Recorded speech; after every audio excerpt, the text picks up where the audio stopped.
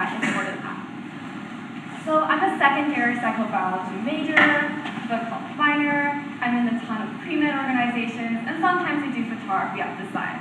But I also dance, which seems kind of out of place, right? And honestly, I never would have imagined that I would be dancing a year ago, because a year ago I had absolutely no experience, and I've never even done a sport before in my life. But last month, I performed on the stage of a major dance competition with my team. And we not only performed, we were also one of the teams to close the show and perform our set to a full audience. And there were a few of us on the team who have been dancing for less than a year. And to be able to perform on the same stage as seasoned professionals with multiple years under your belt was an incredible experience. And in that post-performance adrenaline, I kind of looked around and basked in the atmosphere of my newfound family, passion, and confidence, and I reflected. So I always kind of thought that I knew what I wanted to do in my life. I entered UCLA last year as a pre-med and aspiring photographer, and I was really determined to make the most out of my very expensive years here at UCLA. So yeah, I did. I joined a photography club, and we explored the nooks and crannies of Los Angeles. And with Mobile Clinic Project, we operate a street-side clinic where we engage in visceral moments with our homeless clients. And I told myself, I know what I love, and I love what I do. But looking back, it seems kind of arrogant for me to have thought that way, because I didn't realize how narrow-minded I was being. And I think this reflects a tendency for all of us to kind of get caught up in the realities of everyday life. So Daniel Kahneman is a social scientist, and he says that the phrase pay attention is actually very accurate. Attention is a limited resource, and every time we're thinking, contemplating, or fantasizing about the past, future, or even the present, we're allocating a specific budget of our attention to these thoughts.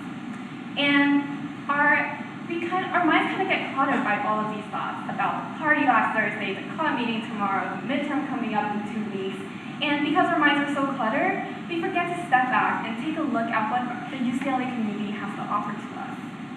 And yeah, so there I was, and dance was never within my scope of vision. So all my grooves kind of just stayed in the shower stall. But then last spring, I was taking photos at a health fair that my organization was helping organize.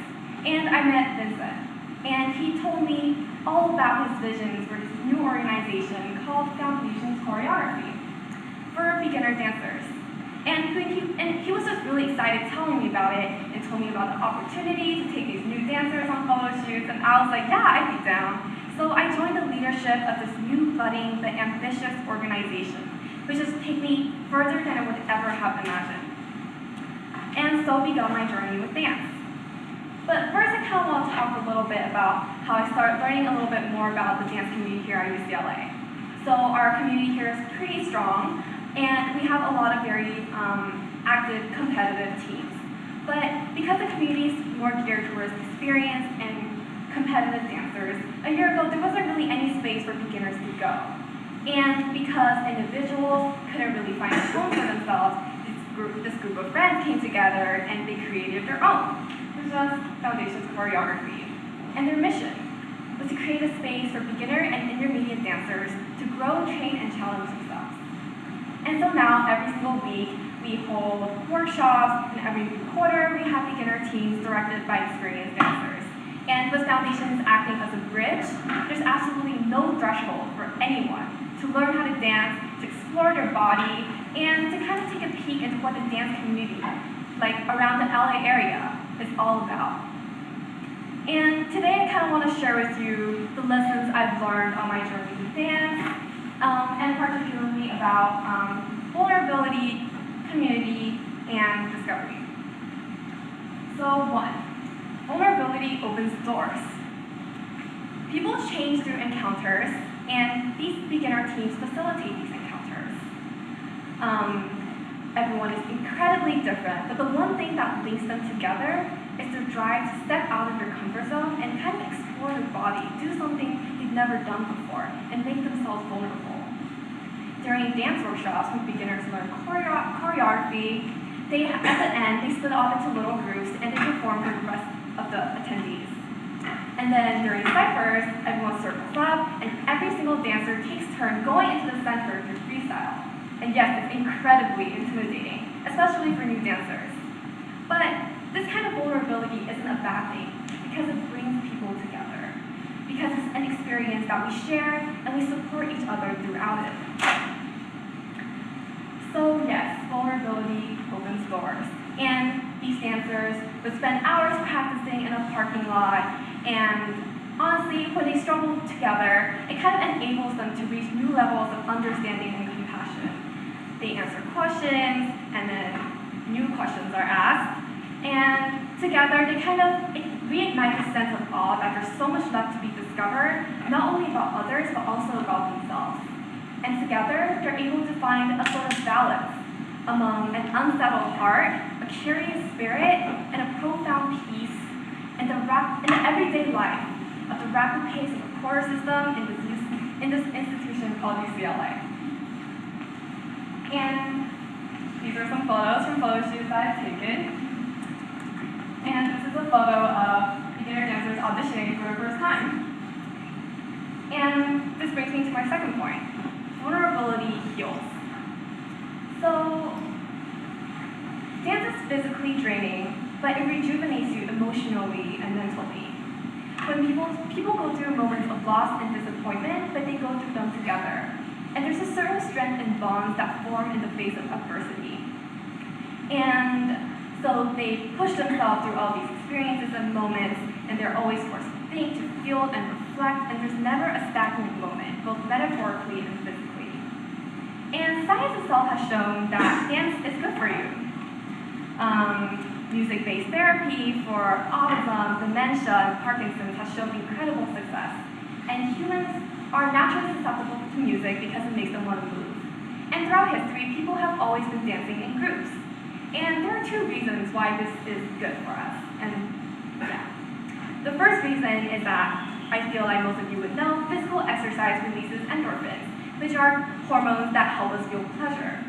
But also, the second aspect of it is that research has shown that synchronization with other people in something as simple as tapping your finger in time with someone else helps build trust. It makes you feel that you become a part of something bigger.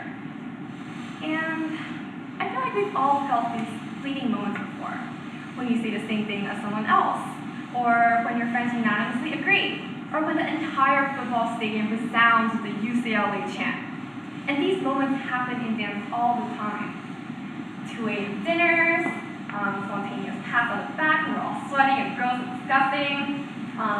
When we're spending hours in the gym wrestling against the dysfunctional ventilation system, fighting for air. And when I fall down on the ground and my head flops to the side, I see my friends struggling on the same choreo right next to me.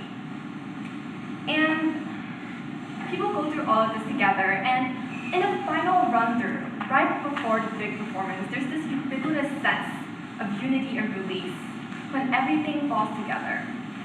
And something that my directors always tell me is that when we dance, we first and foremost perform for each other. So in the end, it becomes a synchronization of moments, memories, and experiences. We all feel like we've become a part of something bigger. But I feel that our dance community and Foundations Choreography does more than that. We kind of learn to enjoy the pleasure of taking, of growing, of learning. But eventually we also learn about the privilege of giving. So it becomes a synchronization of moments, memories, and experiences, but also a passion. The passion to pass this experience on to others. And this kind of leads into my third point. This is a performance that, the beauty of vulnerability is in the discoveries that you make along the way. So I talked about the pleasure of giving, and this is something that I hadn't really thought about at first. Because I came to UCLA really wanting to become a better person, joining all these clubs, and then during our banquet last year, our directors was sharing their personal stories of why they chose to direct, how their dance experience is like, and they confessed to us that they've been feeling kind of burnt out by competitive teams. But directing a beginner's team kind of reignited their passion for dance, kind of reminded them of why they did dance in the first place.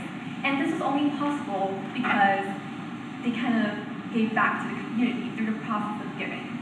And every single quarter, a lot of new dancers are very excited about the possibility of joining leadership and kind of joining and contributing to the cycle of inspiration and passion and growth. So, I kind of want to end with this quote. This is a man who was interviewed by Humans in New York, and he said, "Everyone acts like they're on stage. There's too much certainty, and that's a shame. Because all the best art comes from people who feel like they don't belong. Art is a way of proving your existence. When I was a young man, a person that I respected told me that I was an artist, and it was the worst moment of my life. I stopped walking into museums or galleries with a sense of awe. I walked in feeling like an artist. If I didn't like a piece, it was bad. And I didn't feel vulnerable anymore. I lost my humility, and that's where my growth stopped." So I entered UCLA thinking that I knew what I wanted to do. But to those of you out there who still don't really know what they want to do in life, honestly, I was not better off in any way at all. And so when you're walking down your walk, maybe take a moment to take the flyer and talk to them about their experiences. Because you may think that you know what you like or what you don't like, but you should stay open to opportunities. And you never know, because that one conversation may very well change your life, just like dance has for me. Thank you for listening.